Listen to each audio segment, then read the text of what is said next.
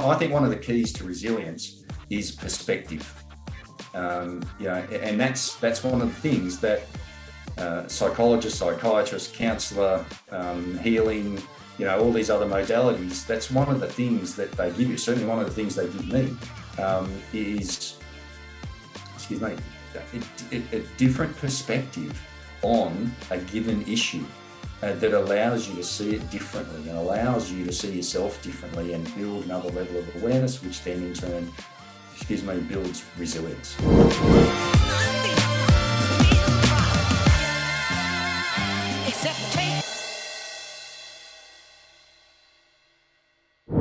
Welcome back, everyone, to another episode of the Few Podcast with me, Boo, and the mercurial Sean.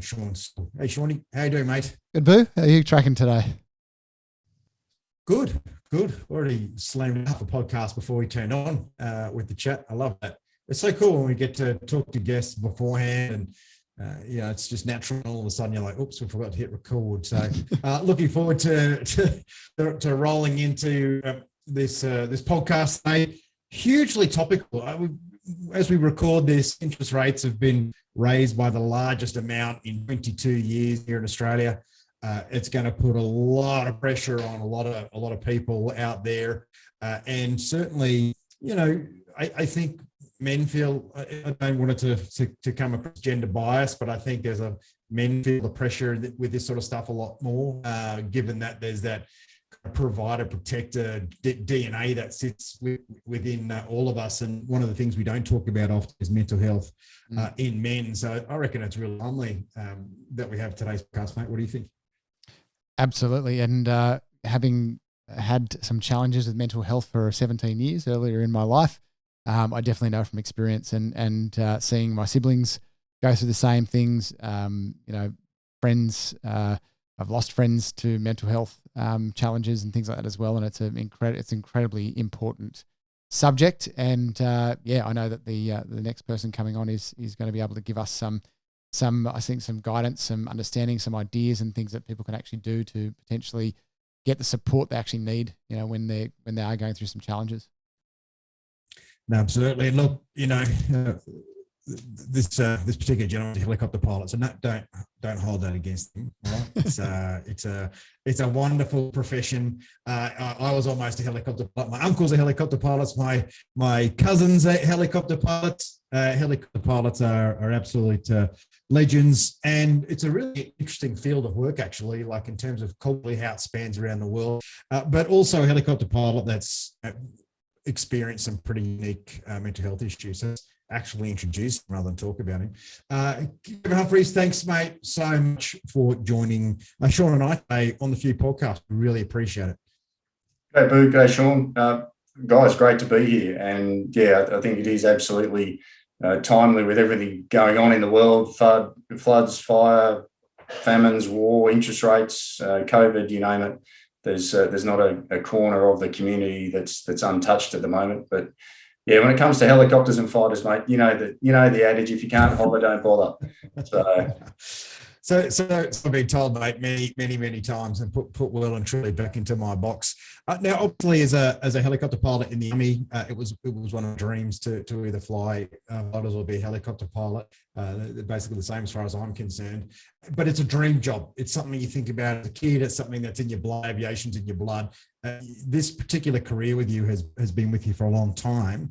But you really were quite young when you started flying helicopters. What was that journey like? But from being at school, having aviation in the blood, and then going on to a fairly illustrious career in helicopters, both in the military and outside. What's that career been like for you?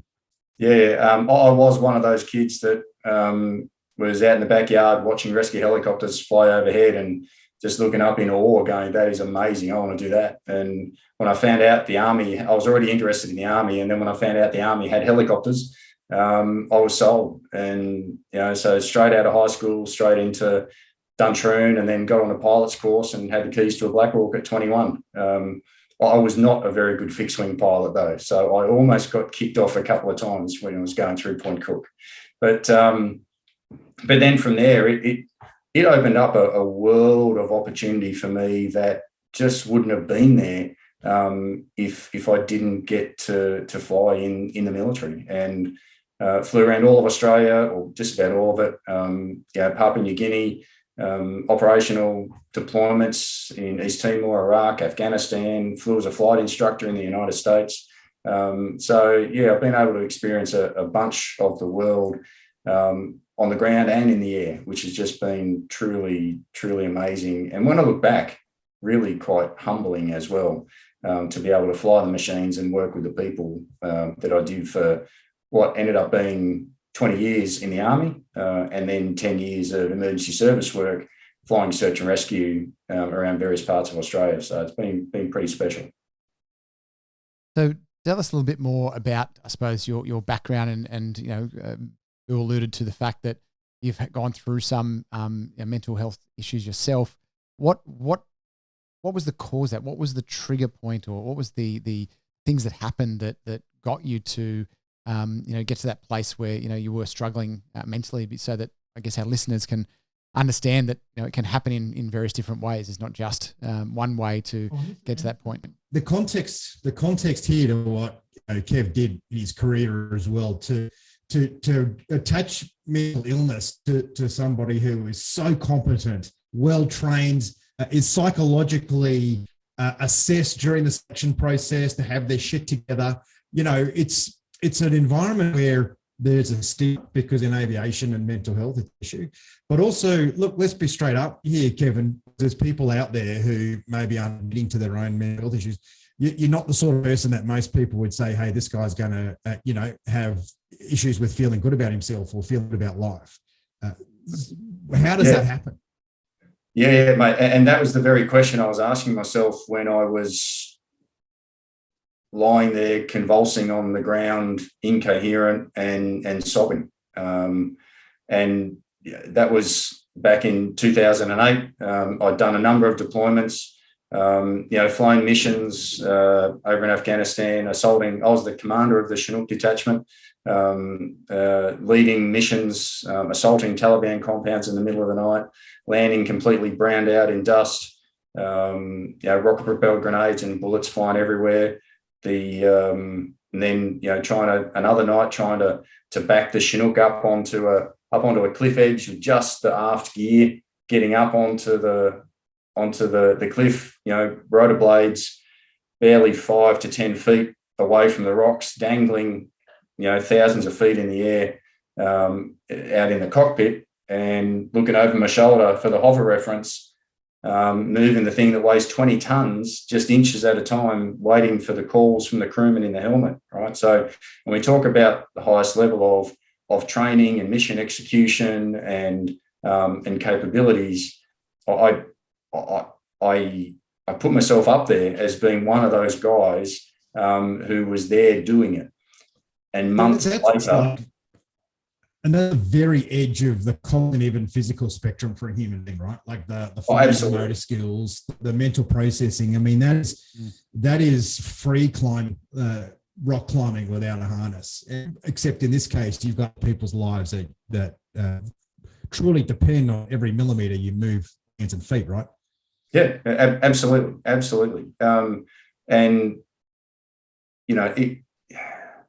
It was just months later that I was then collapsing on the ground. Well, just prior to collapsing on the ground, contemplating taking my life and in this really negative spiral, telling myself, now's the time, do it. But I collapsed and I couldn't do it. And what got me to that point wasn't the rockets or the bullets or the cliff edges. For me, it was that was part of the deal. Now, from Iraq in 2003, a drive in the back streets of Baghdad was what brought on my PTSD. I was completely, utterly outside my comfort zone there. I'm quite happy to fly through a war zone, driving through a war zone, driving off the back of a Herc in the middle of the night when we landed in Baghdad with an SAS guy beside me saying, do you want to drive or shoot? Saying, well, shit, mate, I hope you're a better shot than me, so how about I drive? But totally unprepared for it and not really knowing what's around the next corner. That freaked the hell out of me. And I put on a brave face at the time, but a month later when I got home and I was, in bed with my wife in Sydney, literally a month after that event, and I'm waking up in the middle of the night screaming and crying and asking, am I normal? What's going on for me? But not dare telling anybody about it because I hadn't quite put two and two together. I knew there was something connected there. The phrase PTSD didn't exist at the time, or at least it had been forgotten about. And certainly wasn't dare going to tell anybody at the workplace about it because being messed in the head was simply career termination, right, at that stage.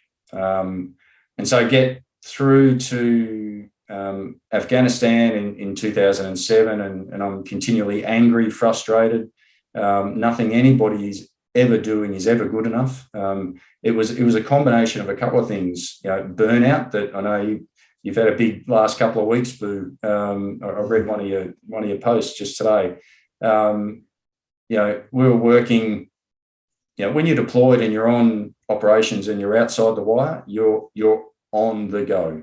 It was funny. I was inside the wire but flying outside the wire, and did a census just after I got home in 2006. I think it was 2006 census or 2007, whatever.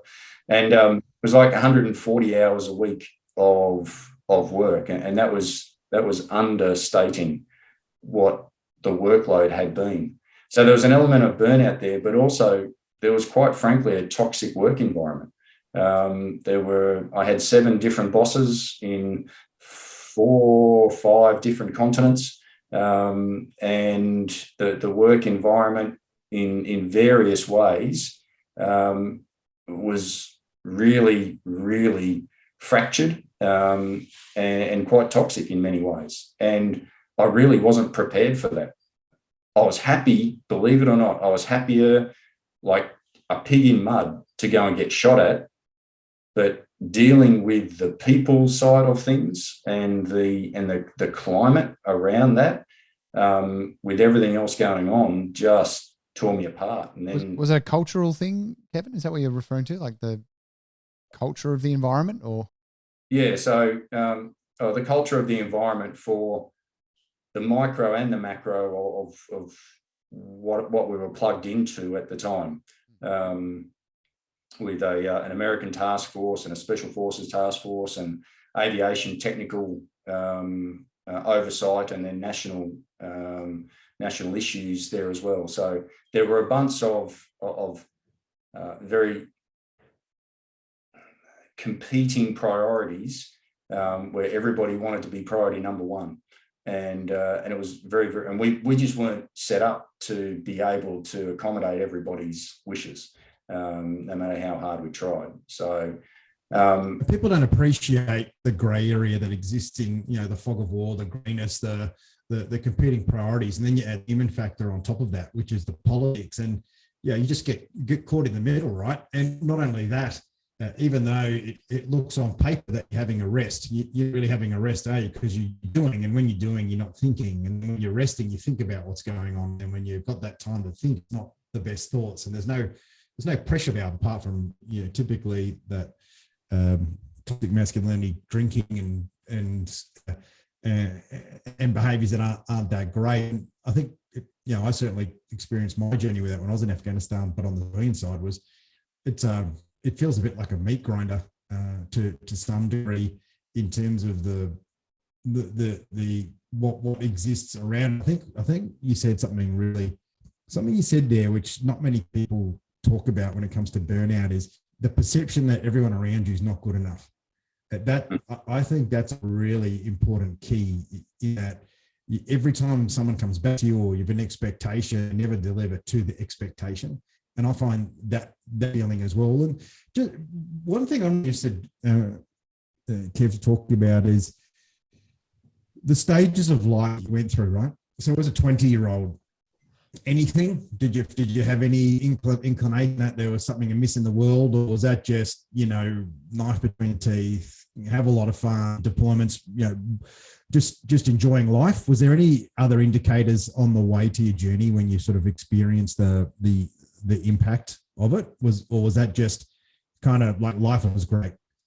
Yeah, no, I'm glad you brought that up, actually, because the short answer is no, there wasn't, right? I was just a average kid who just wanted to get stuck into things, but I never didn't have any mental illness, mental health issues growing up. I didn't have any as a young adult. I was academically average. I was, just a guy who was keen to do my best, and that's what I did. And so it wasn't until my first trip home from East Timor in early 2000 when I was going into a shopping centre to get a loaf of bread, and basically, it's a very short answer to that is had a panic attack, a real involuntary response, because a flood of people came towards me. So at that stage, I was about 28, give or take.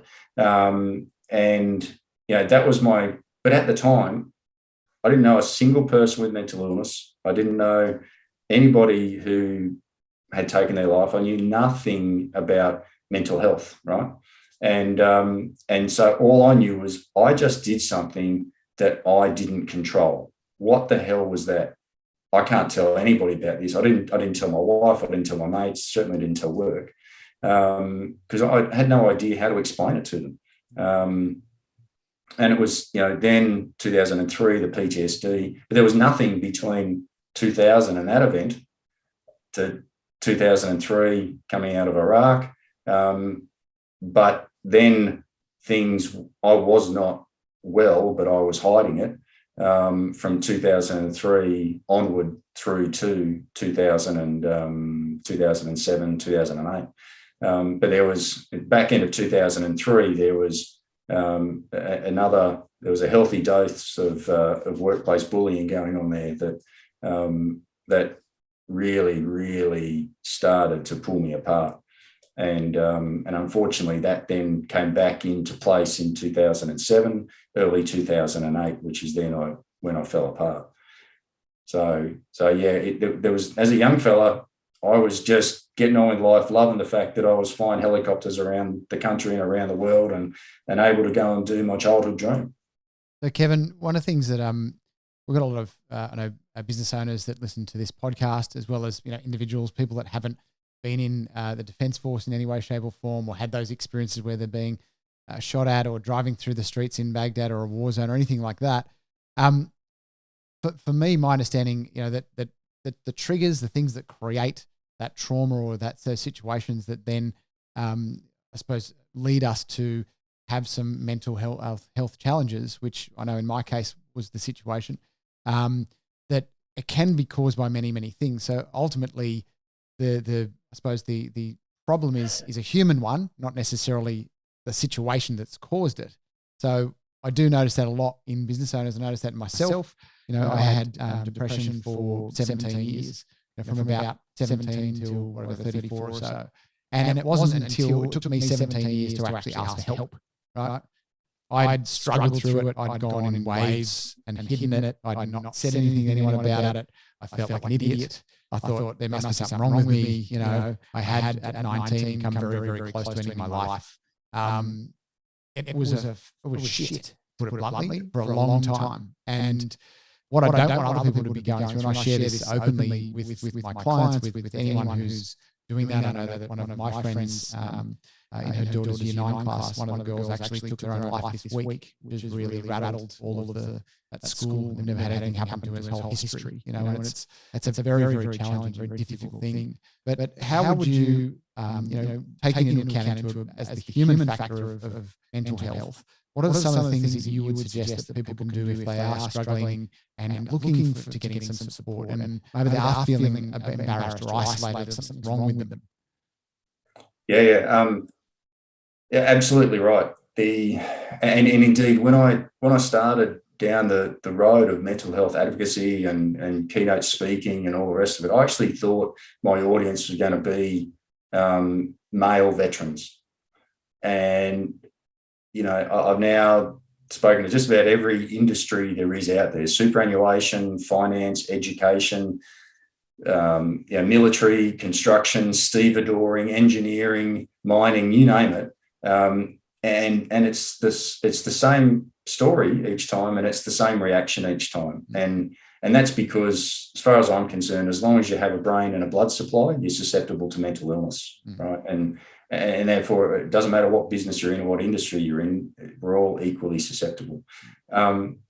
The types of things. So prevention is always better than cure. And depending on where you are on the mental health spectrum, so there's mental health and there's mental illness.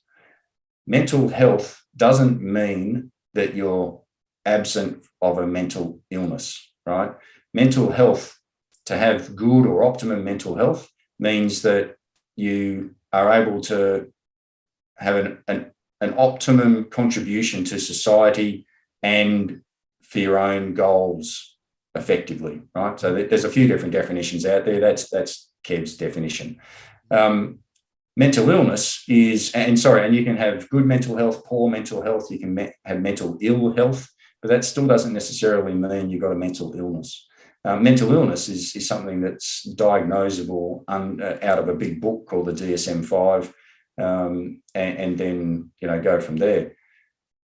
Looking after ourselves, prevention is better than cure whenever possible. And there's 8 things that I talk about to go through, and the first 4 are gratitude, finding gratitude in every situation, any situation, every day. Even the worst of circumstances, there's still something that you can find gratitude for. It's not to say that there isn't despair or grief or sadness, but there is always gratitude if we look hard enough.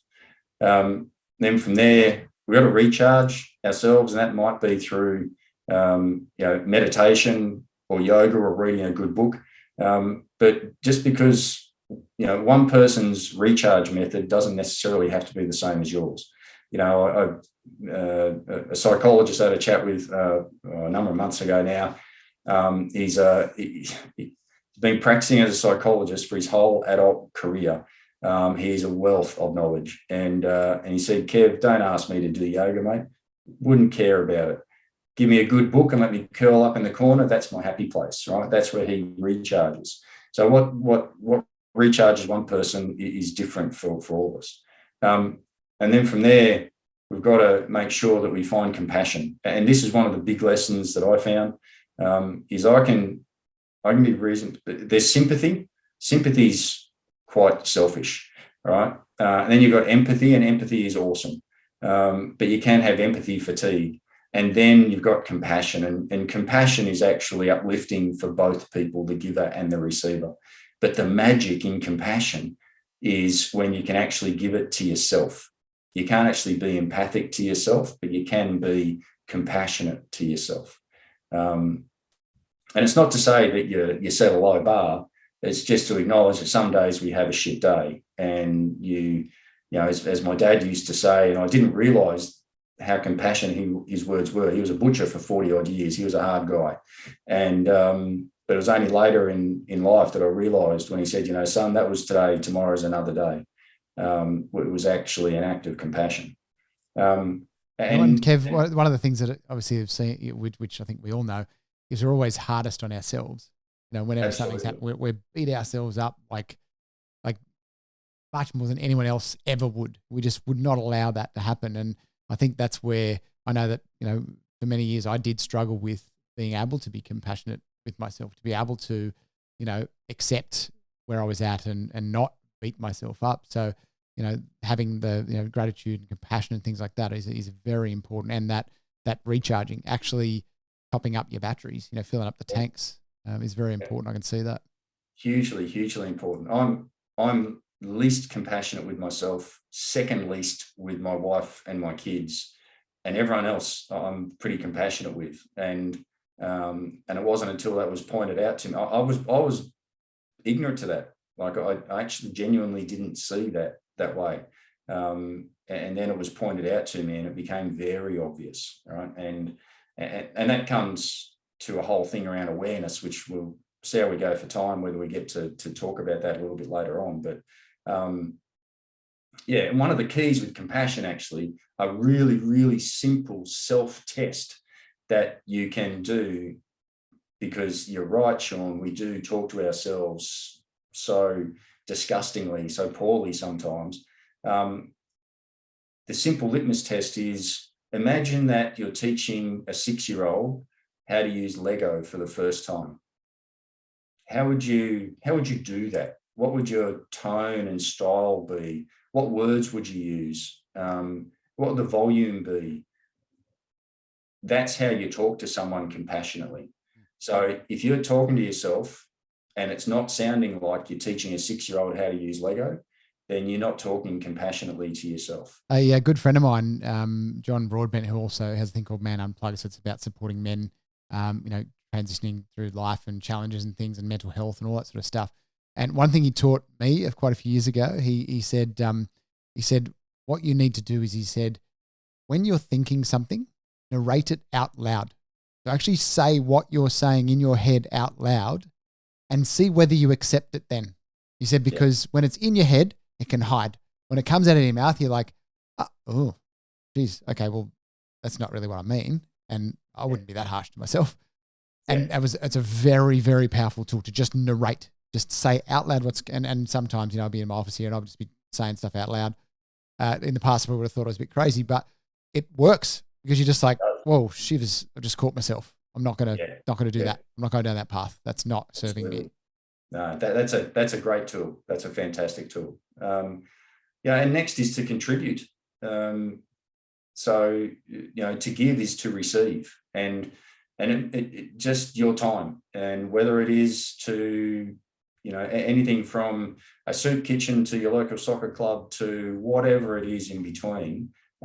It may be, and this is a great one, and one that, in all honesty, I didn't do anywhere near enough of, your own kids. But if you are able to contribute outside of the family structure to strangers or other organisations, then it really pumps the tyres up a lot, I've got to say. From there is to now let's start having a look at what we're actually putting inside our bodies in terms of our food, our drink, and our sleep. And with that, then the way we breathe. The gut is the first filter of the brain, and quite often what we're thinking up here has been impacted directly by the quality of the nutrition that the gut is feeding it. The brain will take up to 25, well, actually sometimes over 25% of the energy consumed, over 25% of the energy that the body has to use. And if the energy that's been given to the gut is poor quality, then the energy that's going to the brain is poor quality as well. So it really makes a massive difference. So I absolutely experienced that myself. So when I was, struggling with some mental illness, I was diagnosed clinical depression. I was nearly 20 kilos heavier than I am now. I ate rubbish all the time. I was drinking lots of soft drinks and all this other stuff. And I was just foggy and, irritable, and my brain function was horrendous in comparison to what it is now. And having, moved into things like intermittent fasting and I'm eating vegetarian and stuff for the last, 18 months as well now, and a few other things that have really helped clear up my mind and make it, that I can see that difference now between what I put in. And if I do have something that's a bit not quite as good, I'll actually notice it in my brain. I'll be like, oh, does it feel cloudy all of a sudden? Within like 20 minutes of having something, or a half an hour or an hour of having something, I'm like, wow, I never noticed that before, because pretty much all I was putting in was that. So you can really feel that difference when you start to nurture your body more. Yeah, that's exactly right. And so what I say to people is the first 4 that I've said, right, about how to look after yourself. If you really concentrate on those, you'll end up doing this next part automatically, right? If you start displaying gratitude, start actively looking to be grateful for things, recharge, find compassion and contribute, you'll start to take better care of yourself. You'll start to take more awareness of what it is that you're putting into your mouth, what you're eating, when you're eating, what you're drinking, when you're drinking, and the way that you breathe. And then importantly, sleep. So, I found out about 6 years ago that I got sleep apnea. went to and particularly for guys, I was getting up in the middle of the night a couple of times to go for a leak. I went to the doctor thinking I had to see him about a prostate issue. That all turned out to be clear, and was scratching our heads trying to work out what's going on. And I said, there's some days I could just crawl under a desk by 10 o'clock in the morning, have a little kip. Oh, really? What's going on there? So they sent me off for a sleep study and found out I had medium to high range obstructive sleep apnea. And I tell you what, when you get a fully oxygenated night's sleep, wow, does the next day turn out to be a whole lot better. So sleep is vitally important to good mental health as well. Not to mention to keeping your medical alive as well, let me tell you. But the challenge, Kev, with mental illness still is, as much as there's awareness of it, I still think there's a stigma attached to it, and there's a stigma attached not only with putting your hand up, it's like what people think of you as someone that has mental illness. And one of the things I'd be really interested to talk about is your journey with that. And again, I think there's so many lessons that can be learned coming from aviation, where it's not just a stigma, you actually stop your job for a while, and it's a job you love doing. Yeah. How did you come to terms with that and having those conversations with yourself initially, and then putting it out there to the support network? Yeah. So when I had my breakdown, I was, now I was found out. And I was immediately grounded, which I was in a ground job anyway in the Army. So it wasn't a big deal in terms of the flying roster that I was grounded, but it was a big deal to me that I was grounded. I wasn't even allowed to fly civilian aircraft, which at the time really annoyed me, because my problems weren't in the cockpit. My problems were in the workplace and in my mind when I was asleep and whatnot. So, but as annoyed as I was at the time, I look back now and I go, absolutely, that was the right thing to do. Absolutely, I needed to be grounded to make sure that I could actually maintain my figurative wings level when and as I needed to, and there weren't going to be issues in the cockpit. So it took me 9 months until I got back to work, and it was about the same period of time before I got my medical back. For me to get my medical back, I had to go and do a barrage of testing of aptitude, not aptitude testing of word escapes me at the minute. But anyway, spent a day with I've got a neurologist and another specialist going through test after test after test to see that I could maintain my ECRU medical, which I passed with flying colours, which was fantastic.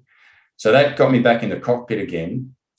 I declared everything along the way to CASA and the DAMI and all that kind of stuff. DAMI, for those who don't know, is your aviation GP, basically. But the thing that happened for me at that time was I also, for a bunch of reasons, one of which was being declared damaged goods by the hierarchy, it was time for me to leave the Army and take up civilian flying. So I was so embarrassed and ashamed, totally ashamed by what I consider was allowing myself to have a breakdown and mental illness and suicidal ideation, that I asked my wife to keep it a secret. And so I left the Army, we moved and recreated our personal and professional lives, so that question never, ever came up. So I hid it from family and friends. I never hid it from the regulator. I never hid it from the doctor or from whatever else, but it certainly wasn't part of the crew room discussion.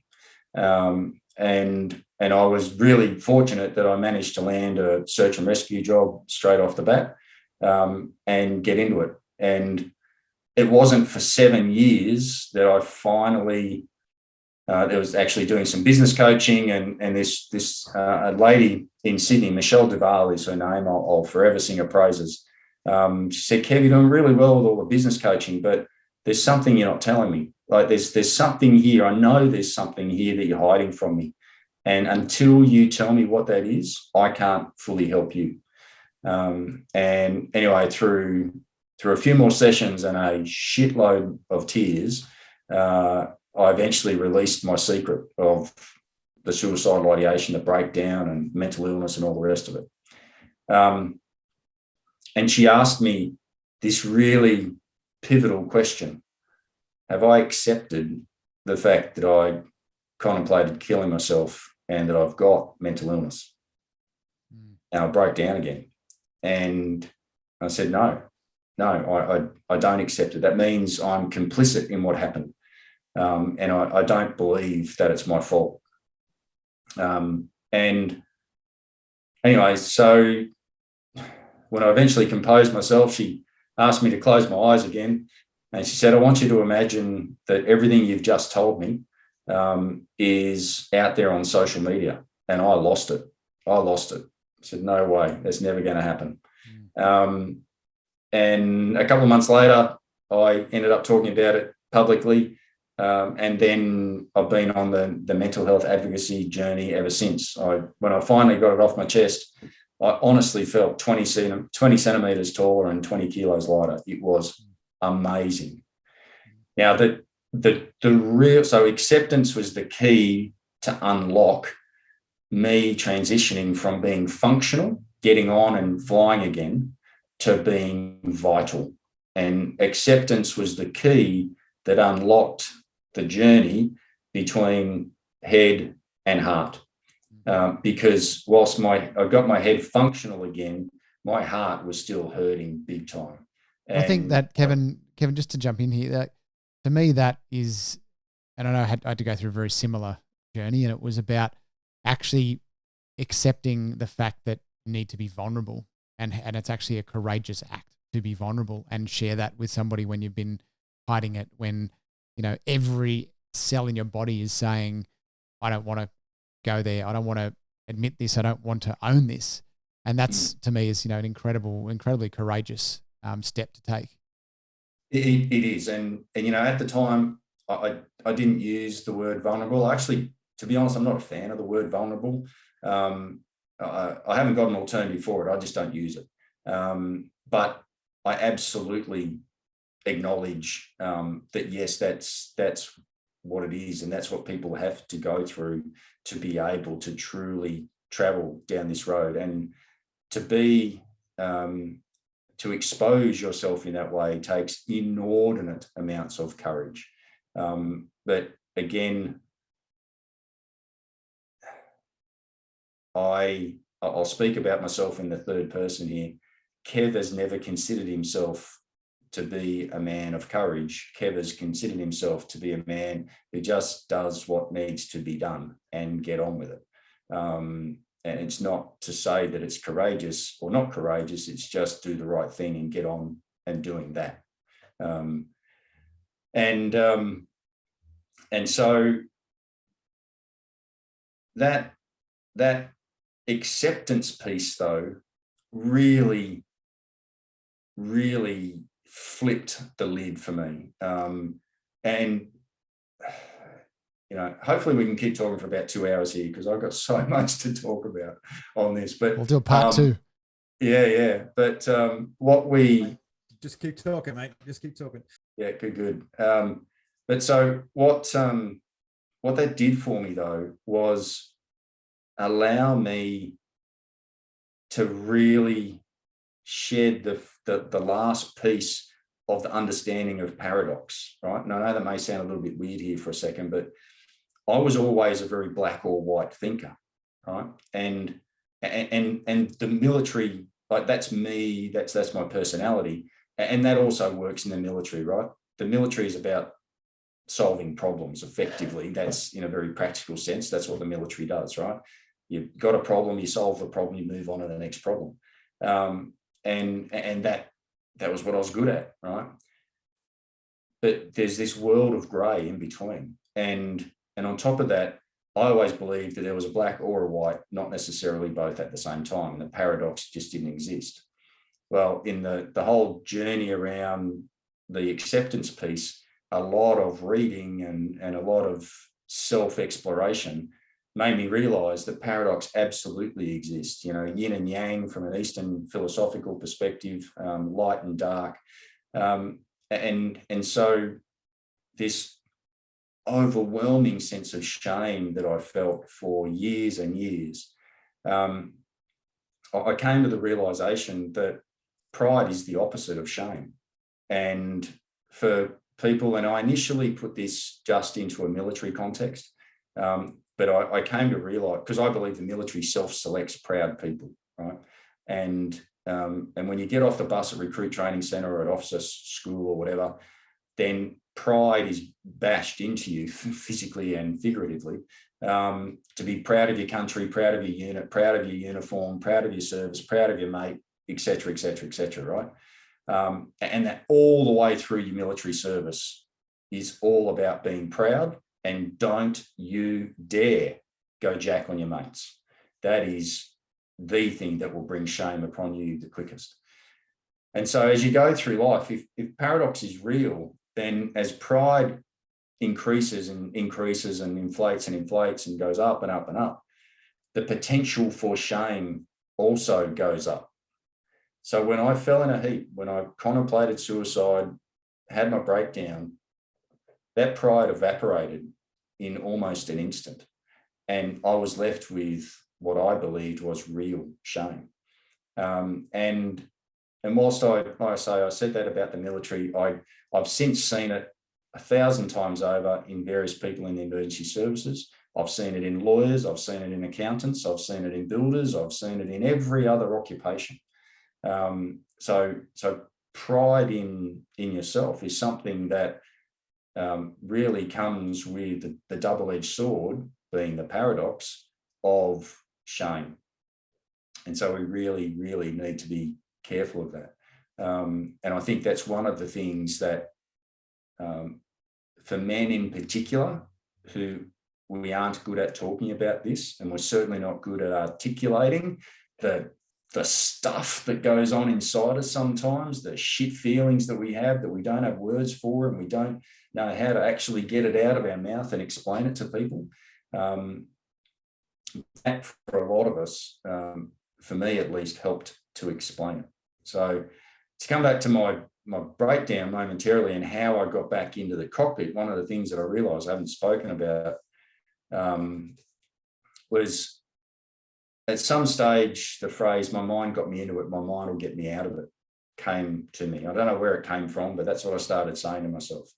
And then I'm a fairly visual guy though. And whenever I saw myself as that convulsing guy on the ground who was useless and wanting to kill himself.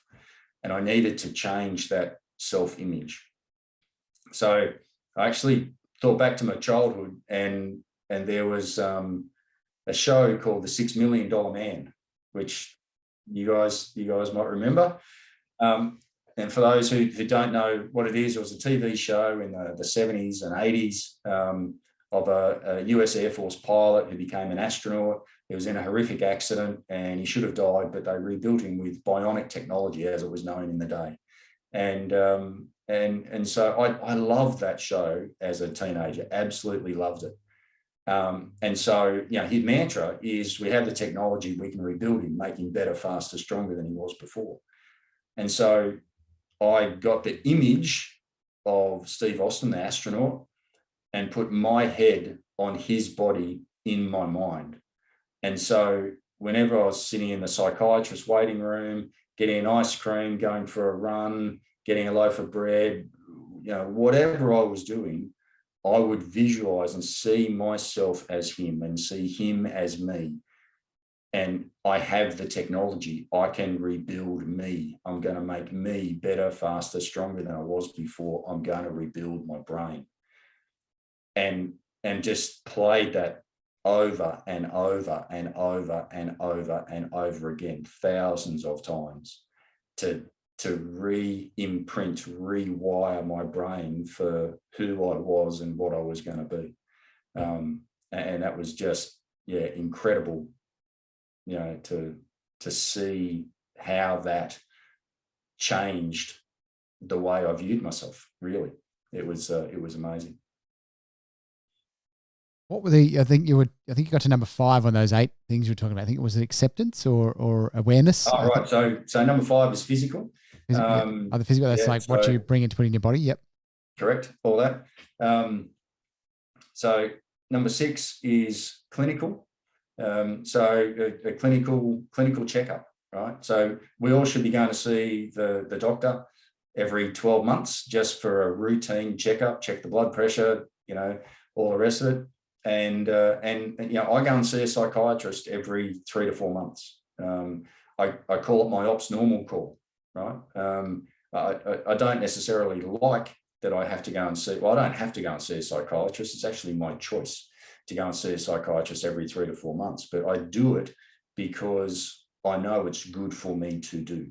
And like I say, it's my ops normal call. So I do the same every month, at least once a month. I'm seeing either a psychologist or psychotherapist or some other alternative modalities of coaching, support, healing, that sort of stuff. To, as you say, it's to keep me on track. It's like that little tune up, that little tweak.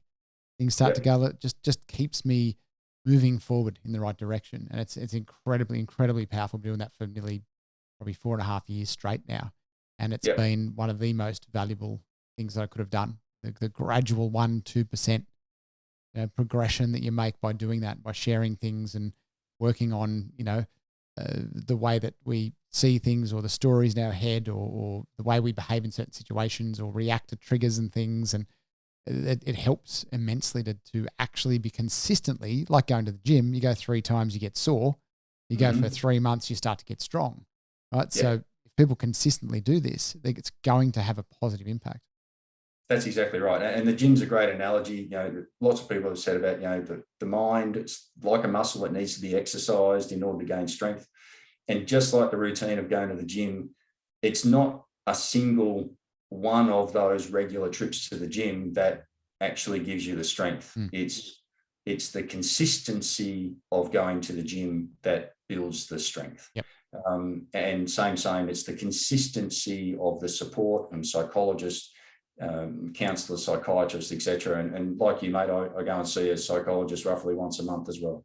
And it builds resilience too. That's what I've found. It builds resilience. It strengthens your kind of floor, that if something hits it, doesn't collapse, it bends, and you come back, and you get stronger and stronger. So it doesn't get dented as much, as I find, as how I describe it, and it bounces back a lot quicker because you build that resilience. Not everyone has that natural capability. I think most of us don't, particularly when we've had some sort of traumatic experiences, or we are literally burning ourselves at both ends, like I did for bloody 10, 15 years in business, doing 80 plus hours every week and never having a holiday. And as I said, been heavier and all the other stuff that was going on. I wasn't giving myself any real help. It was just push on. Yeah? Absolutely. And, and I think one of the keys to resilience is perspective. And that's one of the things that psychologist, psychiatrist, counsellor, healing, all these other modalities, that's one of the things that they give you. Certainly one of the things they give me is, a different perspective on a given issue that allows you to see it differently and allows you to see yourself differently and build another level of awareness, which then in turn, builds resilience. So the number 7 is connections. So connections are super important. And the one that I encourage people to look at when it comes to connections is understanding that, there's the nature-nurture debate about which one has more influence on us when we're growing up and up to age 7 and all the rest of it. Our environment determines success in a very, very large way, right? So who are the 5 or 6 people that you hang around? Because chances are the 5 or 6 people you hang around, if you take their salaries and you average them out, your salary or your income, don't worry about, you might all be self-employed, whatever, your income will be within 10% of the average of all of theirs, right? But we're not really here to talk about finances. We're here to talk about mental health, right? Well, the same average goes in just about every part of the spectrum that you want to think about. So whether it's income, whether it's physical health, mental health, socially, whatever dimension you want to cut it into, spiritual, religious, etc. Chances are the 5 or 6 people you hang around, you're the average of the people you hang around. So if you look at the 5 or 6 people you hang around, and if you're happy with that, how do they all react emotionally to change in a workplace or at home? How do they react? What type of food do they eat? What type of behaviors do they have?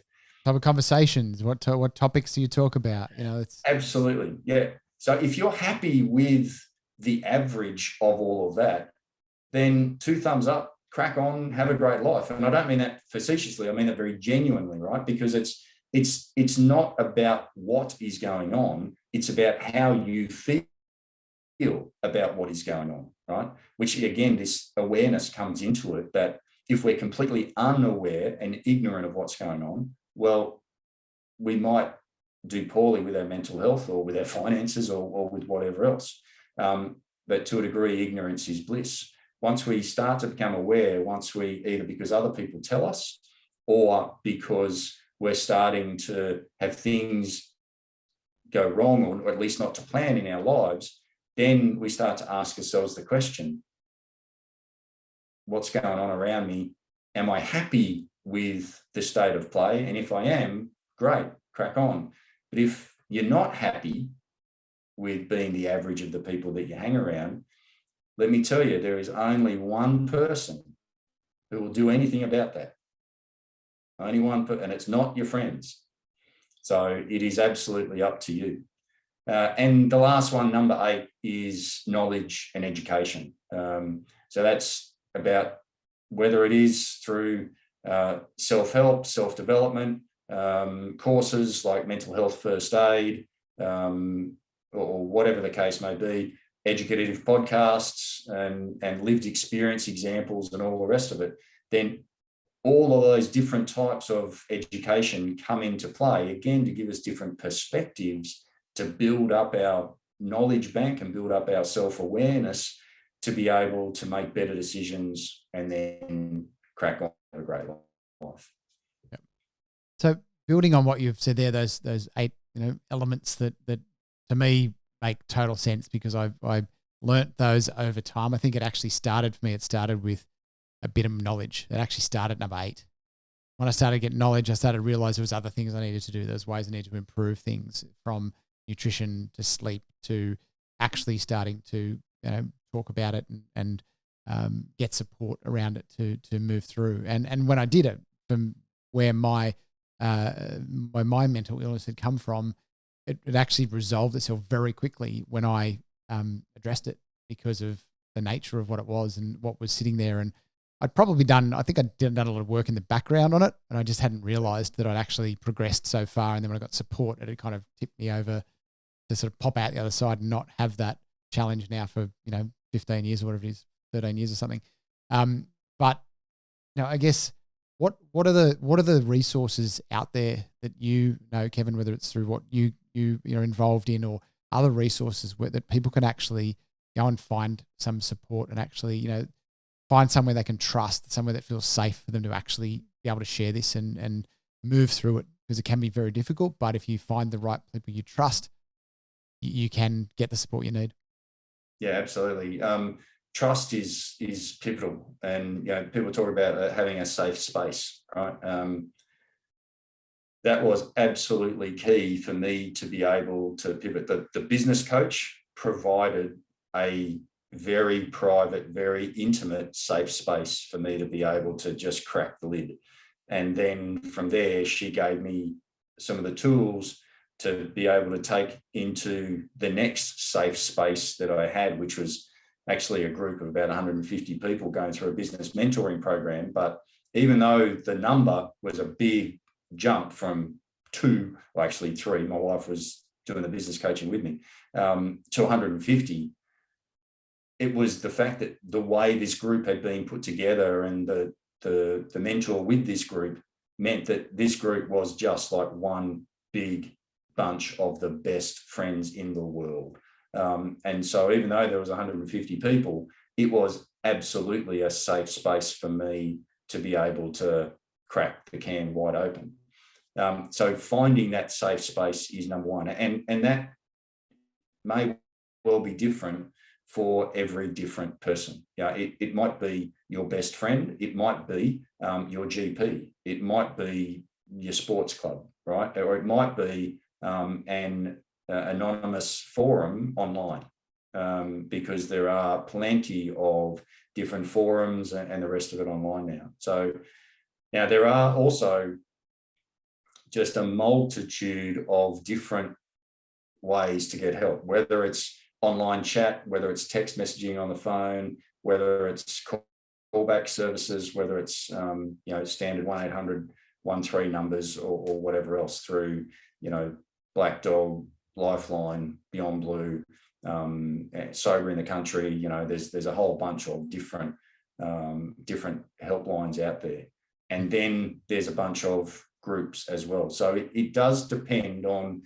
where you are geographically, where you are technically, in terms of your tech savviness and how comfortable you are with that, and then where you are personally with the group of friends that you have around you. Right? So typically speaking, people find it easier to share personal details with strangers than with friends in a lot of cases, but in some cases they prefer to talk with trusted friends. One of the unknowns with a trusted friend is if you're about to tell them something that you don't think they have any idea is coming, you need to know that they are going to still have your back after you tell them that. And that's a judgment call that I can't say which way or the other on. You just have to make the call. From what you're saying, Kevin, I think one of the things that I found is, and in working with many people that have gone through some challenges like this as well, is that don't give up. Don't just try one method and it not work. If you're too intimidated to do face-to-face, start with a phone, right? Just talk to someone on the phone, because it's much less personal. It's a bit more impersonal. So you're not feeling quite as raw and bare as you would be if you went and sat in front of somebody. What I've found that the most powerful is definitely face-to-face, in person. I personally can't beat that. There are some things, and some of my closest friends I'll talk about almost everything, but then when I want something more specialized, I'll go to someone who actually has the training for that too. So you've got to look at what is it you're actually working through as well. But clearly you've learnt a lot in this journey, and being an advocate, I'm incredibly humbled to be able to have you on the show today, mate, because this is something that's very close to home for me as well. Given what you've learnt in the last, on your journey, if you were to go back in one of those, really difficult times you were going through, and I guess teach yourself something that could help you through it, what would you go back and actually teach to yourself? I reckon keep it really simple. I'd teach myself two things. And the first one is paradox that I was talking about before, because I was very firmly black or white on pretty much everything, right? So the first thing I would teach is paradox. And the second is the mantra, this too shall pass. And one of the things that I've learned is that when you can say that to yourself, when you're experiencing absolute joy, fun, excitement, like the world is great, when you can experience that and say to yourself in that moment, this too shall pass, then you're on the track to success. Because yes, you need to say that to yourself when things aren't going well. But the fact is that we've all had brilliant experiences in the past, and we've all had, let's call them suboptimal experiences in the past. But the fact is they have passed, and the next bad event, the next good event will pass as well. We just need to keep that front of mind to know that we can get through this next thing. Absolutely. Absolutely. Well, we could keep talking. There's such an important topic. There's so much to go through. And as I said, as we've both said, you've got to reach out and get some support if you need it. Kevin, thank you so much for coming on the show. We really, really appreciate it, and your perspective on things. So open and honest about it all as well, and showing that it's fantastic when people think deeply on this and can provide, not one size fits all, and give it that context around, hey, it's a journey. You start it, you've got to work it out for yourself. But the key is don't stop, right? Don't stop. So we'll put some links into the show notes. You can reach out on Kevin directly, or although, I'm sure he wouldn't mind if you DM him on any of his social pages or off the back of this podcast if you need a little bit of help. Thanks, mate. Really appreciate you coming. And that wraps up another episode of The Few. Thank you to our partners, Afterburner, for team building, development and alignment. We understand now how important it is to have the right people around you. Get them on board with where you want to go. Momentum Media, the largest industry publisher in the country, connecting your business to the Australian community. ICMI, Australia's premier speaker bureau, representing the few that do fulfill their life's purpose. And finally, Sean's Inner Circle, the business coaching organisation for small and medium enterprises looking to make that next step. Thanks again for listening in and downloading today. Please leave a review on whatever platform you are currently listening to this podcast, and reach out to our partners who can help you make the transition to the few. Thanks, Kevin. Guys, thanks very much. It's been brilliant chat.